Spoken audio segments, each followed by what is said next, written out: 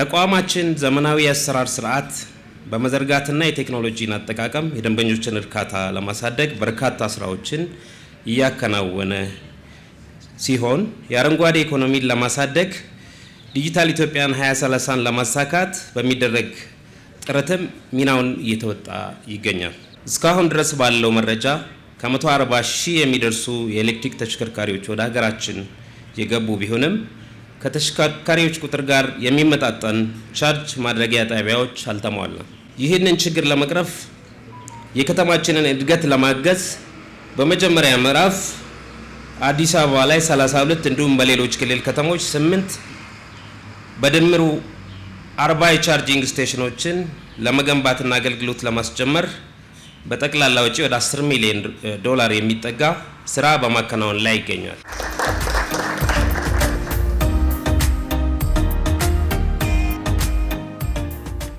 ትራንስፖርት ለአንድ ሀገር ለአንድ ዜጋ ለሀገር እንቅስቃሴ ሁለንተናዊ ኢኮኖሚያዊና ማህበራዊ እንቅስቃሴ እንደ ብላድ ቬን ነው የሚቆጠረው። እንደ ደም ስር ምንም አይነት ሲምለስ በሆነ ባልተቋረጠ እንቅስቃሴ ውስጥ ማለፍ ያለበት ዘርፍ ነው።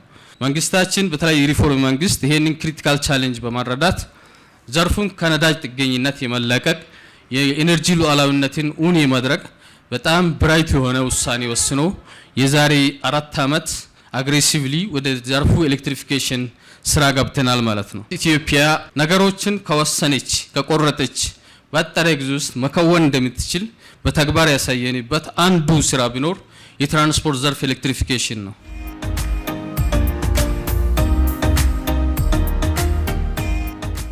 በቀጣይ ለተያዙት 34 ፕሮጀክቶች የሚያስፈልጉ የኤሌክትሪክ ቻርጂንግ ማድረጊያዎች ለኃይል አቅርቦት የሚያስፈልግ ትራንስፎርመር እና ተያያዥ የሆኑ በከተማችን ከመረጥናቸው 26 ቦታዎች 18 ቦታዎች ላይ መስራት እንደሚቻል ማረጋገጫ የተሰጠ በመሆኑ በአጭር ጊዜ እነዚህ ቦታዎች ላይ የግንባታ ስራዎች ተከናውነው አገልግሎት መስጠት ይጀምራሉ።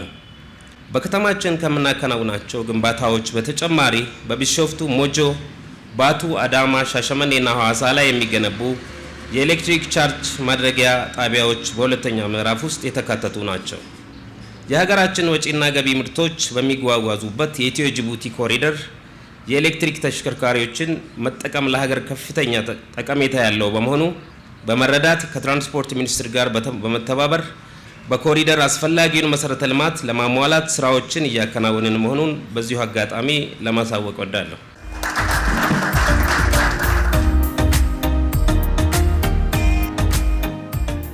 በፓብሊክ ፓርኮችና ስፔሶች ላይ የተከልናቸው ማሽኖች አሉን። ነገር ግን በዚህ አይነት ስታንዳርድ በአንድ ጊዜ ብዙ ተሽከርካሪዎችን ቻርጅ ማድረግ የሚችሉ ስቴሽኖችን በአዲስ አበባ ላይ ብቻ በዚህ ልክ አቬል ማድረግ አለብን ወይም ደግሞ ወደ ስራ ማስገባት መቻል አለብን ማለት ነው።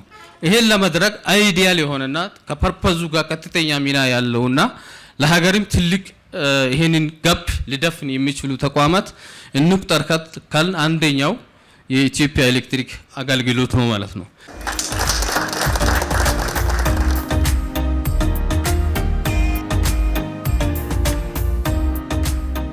ለተገነቡና እየተገነቡ ላሉ ለመገንባት በቅድበት ለተያዙ የኤሌክትሪክ ቻርጅ ማድረጊያ መሰረተ ልማት ስራዎች ላይ አመራር በመስጠት ድጋፍ በማድረግ ላገዛችሁን ለቦርድ አባላት፣ ለኢትዮጵያ ኢንቨስትመንት ሆልዲንግ፣ ለአዲስ አበባ ከተማ አስተዳደር፣ ለትራንስፖርት ሚኒስቴር፣ ለነዳጅና ኢነርጂ ባለስልጣንና እንዲሁም ለህዋዌና ይህን ስራ ለሰራው ኮንትራክተር ላቅ ያለ ምስጋና አቀርባለሁ።